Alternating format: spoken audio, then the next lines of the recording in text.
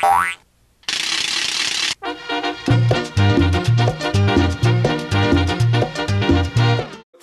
pourquoi les maisons dans le Vieux-Québec sont toutes en briques? Non.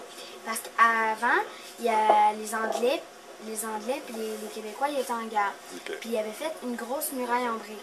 Puis les Français, les Anglais, eux, ils ont lancé des flèches de feu puis ont défait la muraille en briques.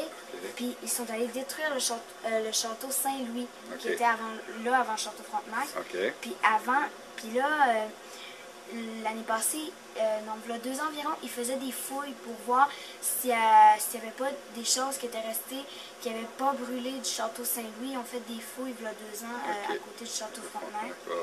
Puis ça, les maisons sont toutes faites en briques parce que les briques qui ont été récupérées de la muraille, elle devait avoir au moins une quinzaine de kilomètres, vraiment gros. Là.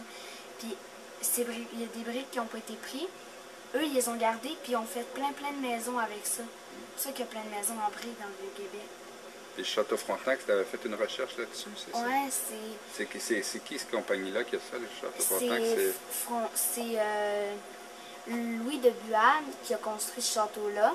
Okay. Lui, il est arrivé à Québec, puis il a regardé cette place-là, puis il venait de voir que ça venait de voler, puis il a dit, bon, ben ils ont besoin d'un nouveau château, fait que moi, je vais construire ce château-là. Puis là, lui, il a décidé qu'il l'appellerait le Château Frontenac parce qu'il y avait comme un ancêtre qui s'appelait Frontenac. Puis il a dit, moi, je vais appeler ce château-là le Château Frontenac. Parce que lui, c'était ça.